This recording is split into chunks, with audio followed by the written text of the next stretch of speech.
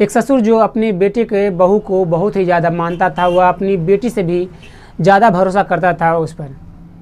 जो कि एक रात को करीब 1 बज रहे होंगे, वह ससुर अपनी जो बेटे की बहू था वह वहाँ से गुजर रहा होता, उसके रूम के बगल से टॉयलेट जा रहा होता है, तो देखता है कि उसके बेटे की बहू के रूम में लाइट जल रहा है।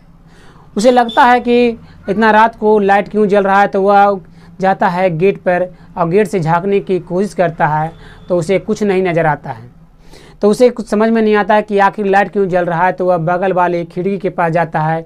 खिड़की भी लगा हुआ था, लेकिन खिड़की के बगल में जो हल्का सा दराज था, उससे वह झाँक कर जब देखता है तो उसके पैर तले की जमीन खिसक जाती है। और जब उसे हल्का फल्का अंदेशा होता है कि उसकी बातों और उसे कोई देख रहा है, तो वह जाती है और सीधे लाइट को ऑफ कर देती है। लाइट ऑफ हो जाने के बाद वह ससुर वहीं पर से झांकने की कोशिश कर रहा होता है कि आखिर बात क्या है।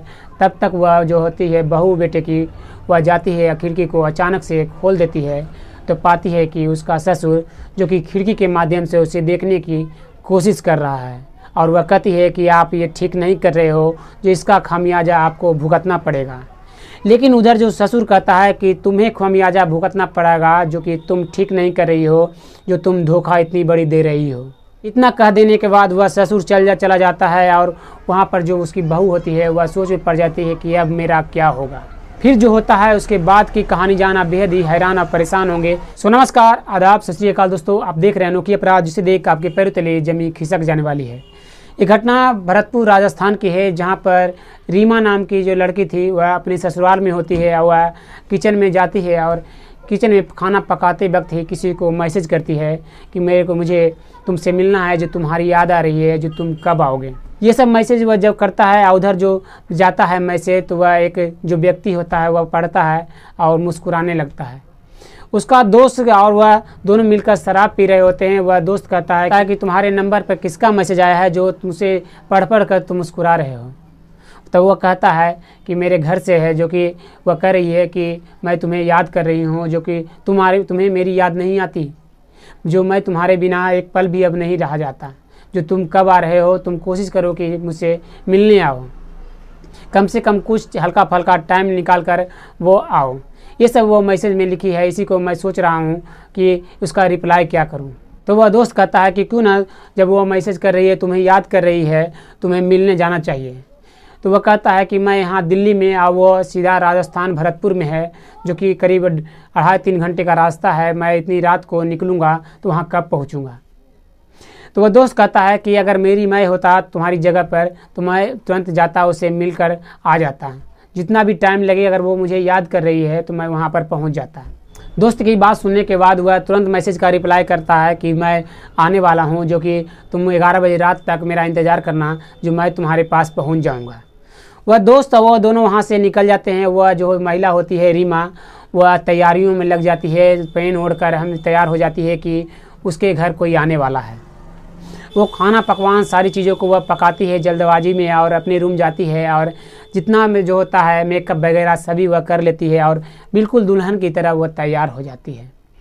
रात के करीब 11 बज जाते हैं और घर में सारे लोग सोए हुए थे। बेटा बेटी जो उस महिला के थी, रीमा की, जो वहीं पर बरामदे में सो रही होती है, और उसका पति जो कि वहीं पर जो कि खटिए पर सोया हुआ होता है, और तीसरा व्यक्ति जो कि दरवाजे को खटखटा रहा होता है। वो महिला कुर्सी पर इंतज़ार कर रही होती है। वह उठती है और सीधे दरवाजे पर जाती है और दरवाजे को खोलती है और उसे गले लगा हुआ से अंदर लाती है और सीधे बेडरूम में लेकर चली जाती है। वो दोनों बैठकर बातें करते रहते हैं और बातों करते करते यूं ही वो दोनों एक दूसरे के साथ कब संबंध बनाने लगते हैं कि उन्हें भी पता नहीं चलता कि रात कब गुजरने वाली है। टाइम यूं ही बीतता जा रहा था। वो दोनों बातें और वो चीज़ें करते जा रहे थे, और उधर पति जो कि बरामदे में अपने बच्चों के साथ सोया हुआ था। आप सोच रहे होंगे कि वह व्यक्ति कौन था। तो वह व्यक्ति जो उसका बॉयफ्रेंड था, वह बॉयफ्रेंड के मैसेज कर रही थी, तब से वह बॉयफ्रेंड को मैसेज कर बुलाई थी। इतना हो जाने के बाद वह दोनों मिलकर बातें कर रहे होते हैं कि रात के करीब 1-1:30 बज जाता है। वह जो पति था, अचानक से किसी कारणवश वह उसकी आंखें खुल जाती है, तो देखता है कि उसका रूम में कोई व्यक्ति की आवाज़ आ रहा है। वह उठता है और सीधे अपनी पत्नी के पास जाने की कोशिश करता है, तो देखता है कि उसके रूम में उसी का दोस्त जो कि वहाँ पर अब उसकी पत्नी के साथ आपत्तिजनक स्थिति में है। ये देखकर वह चिल्लाने लगता है, उस पर गुस्सा होने लगता है, जिससे जो उसे मारने की कोशिश करता है अपने दोस्त का हुआ। लेकिन जो उसकी पत्नी रीमा होती है वह तो उसके पैरों में पकड़ लेती है और कहती है इसे माफ़ कर दो, इसे जाने दो। लेकिन वह जब शांत नहीं हो रहा था, पवन जो उसका पति था, तो वह जो दोस्त उसका था वह तुरंत उसके मुंह को दबाता है और फिर भी वह शांत होने का नाम नहीं ले रहा था। वह चिल्लाने की कोशिश कर रहा था, तो वह उसके गले को दबाने लगता है, जिससे उसे भी पता नहीं चलता है कि वह दुनिया को कब छोड़ के चला गया। जिससे वह जो महिला थी वह उसके पैर को पकड़ी हुई थी, वह उसके पैर को खींचती है तो वह अचानक से गिर जाता है, जिससे उसके सर से बहुत सारा खून निकलने लगता है। वह दोनों को कुछ समझ में नहीं आने लगता है। उसके नब्ज़ को चेक किया जाता है, लेकिन वह नब्ज़ जब चेक करता है तो दोनों सहम जाते हैं कि वह जो है जो इस दुनिया को छोड़कर चला गया है। जो सारे लोग जो थे वहाँ पर सोए हुए थे, अभी तक किसी को घर वालों को पता नहीं थे कि घर में क्या चल रहा है। वह जो दोस्त था वह बाहर में जाता है और जो उसके साथ जो वह लड़का आया था उसे आवाज़ देता है। वह आता अंदर और वहीं पे से बेड पे से एक कपड़े को निकालता है और उस कपड़े में उसके बॉडी को लपेट कर वह गाड़ी के माध्यम पर लेता है और सीधे गांव से बाहर जाकर उसके शरीर में करीब 20 से 25 किलो का पत्थर बांधकर वह तालाब में फेंक देता है। इस घटना के खुलासा के बारे में वीडियो में आगे बताएंगे। उससे पहले आपको ये जानना जरूरी है कि आखिर ये बात कहाँ थकी है और कहाँ से शुरुआत हुई। एक मामला है जो भरतपुर के गांव के एक पवन नाम का लड़का और कानपुर की एक लड़की रीमा, जिसकी शादी होती है और दोनों मिलकर अपने ससुराल आते हैं और वहाँ ज़िंदगी बहुत ही अच्छे से चल रही होती है। वो जो वह पवन था वह बेरोजगार था, उसे कोई काम धंधा नहीं था, वह अपने घर में रहा करता है, जिससे उसकी आर्थिक स्थिति बहुत ही ख़राब थी। अपनी पत्नी की भी ज़रूरतों को वह सही से पूरा नहीं कर पा रहा होता है। तो वह अपने पिता से कहता है कि पिताजी मैं दिल्ली जाना चाहता हूँ, जो वहाँ पर मैं अपनी पत्नी को लेकर जाऊँगा, क्योंकि खाना बनाने में थोड़ी सी दिक्कत आती है और वहाँ पर सही से जो कि ड्यूटी मैं नहीं जा पाता हूँ, जो मुझे जाने दीजिए। मैं वहाँ पर अपनी पत्नी को लेकर जाऊँगा, वहीं पर कमाऊँगा, कुछ पैसे जो होंगे मैं गांव भेज दूँगा। उसके पिता कहते हैं तुम जाओ, कोई बात नहीं, वहाँ तुम जाओ आराम से कमाना, और कोई भी दिक्कत हो तो हमें फ़ोन कॉल करना, हम पहुँच जाया करेंगे, क्योंकि कोई ख़ास दूर तो नहीं है जो कि राजस्थान से दिल्ली। इतना कहने के बाद जो पवन था और जो उसकी पत्नी रीमा वो दोनों दिल्ली चले जाते हैं और वहाँ पर एक रूम लेते हैं। वहीं पर जब कोई काम धंधा नहीं मिलता है तो वह जो पवन होता है अपने दोस्त के पास कॉल करता है और कहता है कोई काम धंधा दिलाओ, जो कि मैं दिल्ली आ गया हूँ अपनी पत्नी को लेकर। जो उसका दोस्त होता है वह उसके घर आना जाना शुरू कर देता है, वह उसे काम लगा देता है। जब उसका दोस्त कहीं काम पर चला जाता है तो वह दोस्त होता है वह आता और उसके घर पर बैठकर चाय पानी करता और उसके पत्नी के साथ रीमा के साथ बातें किया करता था। तीनों के बीच अच्छी दोस्ती थी, दोनों के बीच दिन अच्छा चल रहा था, किसी को कुछ खबर नहीं थी।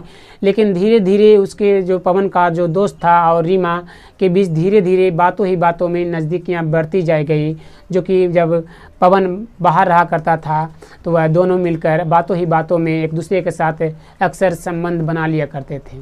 जो कि दिन ऐसे ही गुजरता जा रहा था। अचानक से देश में लॉकडाउन लग जाती है और लॉकडाउन लगने के बाद वहाँ पर सारे काम जो थे ठप पड़ जाते हैं। पवन और रीमा को कुछ समझ में नहीं आने लगता है तो वह तुरंत राजस्थान अपने घर पहुँच जाती है भरतपुर। वहाँ पर जाने के बाद वह जो रीमा थी उसे मन नहीं लग रहा था, किसी वजह से उसे का पति था जो उसे संतुष्ट नहीं कर पा रहा था सही तरीके से। तो वह बार बार उस लड़के को यानी पवन के दोस्त को मैसेज करती और गांव में बुलाकर अपने कुछ प्लानिंग कर वह अक्सर घर में ही संबंध बनाया करती थी। जो कि घर में सभी लोग थे, बेटा बेटी सास ससुर और उसका पति, सारे लोग सभी घर में ही रहते हैं और वह उसके साथ बिंदास होकर वह उसके साथ संबंध बना लिया करती।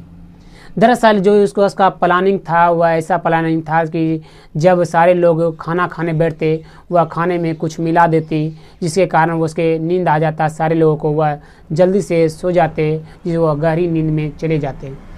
जब वह सारे लोग घर में गहरी नींद में चले जाते थे तो वह अपने बॉयफ्रेंड को घर में बुलाती पवन के दोस्त को और उसके साथ रूम में जाती या उसके साथ वह संबंध बनाया करती थी। ऐसे ही एक रात के करीब 1 बज रहा होगा, जो उसकी बेटी की बहू थी वह अपने रूम में लाइट जलाकर कुछ कर रही होती उसके दोस्त के साथ, और उसका ससुर जो उसके रूम से बगल के पार हो रहा होता है, वह देखता है कि उसके बहू के रूम में जो कि लाइट जल रहा है, वह उसके बहू के रूम के पास जाता है, दरवाजे से झांकने की कोशिश करता है तो उसे कुछ नज़र नहीं आता है, तो वह बगल वाले खिड़की के पास जाता है, वहाँ पर भी वह झांकने की कोशिश करता है तो वह उसे नज़र नहीं आता है, तो वह थोड़े से जो दराज होता है खिड़की के बगल का उससे वह झांकता है तो उसके पैरों तले की जमी खिसक जाती है। तब तक जो होता है, जो उसके बेटे की बहू होती है, वह जब लगता है उसे कि कोई बाहर से झांक रहा है तो वह जाती है, लाइट को ऑफ कर देती है।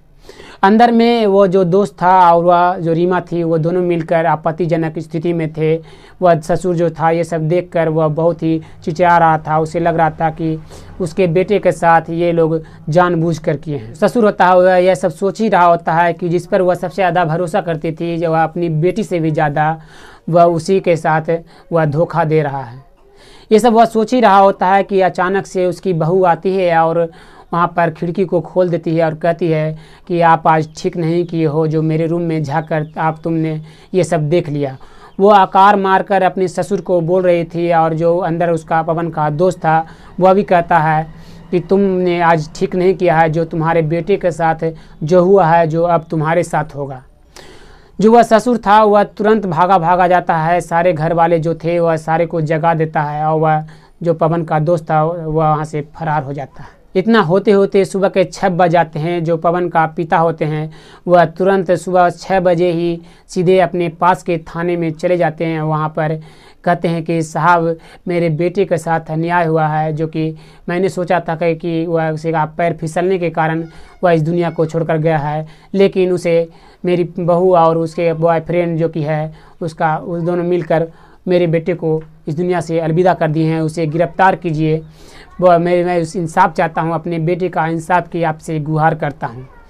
पुलिस तुरंत वहाँ से निकलती है और जो उसके बेटे के बहू को पकड़ कर और उस लड़के को जो कि पवन का दोस्त था उसे पकड़ कर लाती है और पूछताछ करना शुरू करती है। लेकिन पहले वो दोनों इधर उधर की बातें करते हैं, पुलिस को भटकाने की कोशिश करते हैं, लेकिन पुलिस जब दबाव बनाती है कि तुम सही बताओ वरना तुम्हें जानबूझकर कोई धारा लगाकर तुम्हें अंदर कर दिया जाएगा, तो वह सारी चीज़ों का बारी बारी से पूरी कहानी को बताते हैं और सुनाते हैं कि मेरे पति के साथ इस तरह का हुआ और वह कहता है मेरे दोस्त के साथ मैंने ये किया। सो दोस्तों, इस वीडियो में आपको किसकी गलती लगती है?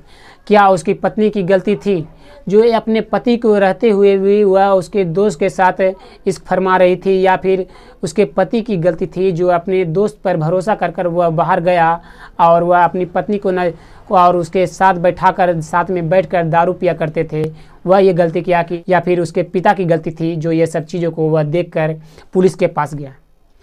आप कमेंट में अपना राय जरूर दीजिएगा ताकि हमें विश्वास हो कि आप देखते हैं तो अपना राय हमें रखते हैं। और अगर आप हमारे वीडियो में डोनेट करना चाहते हैं तो जो थैंक्स का बटन नीचे दिया हुआ है उसके माध्यम से आप दान कर सकते हैं। धन्यवाद। जय हिंद।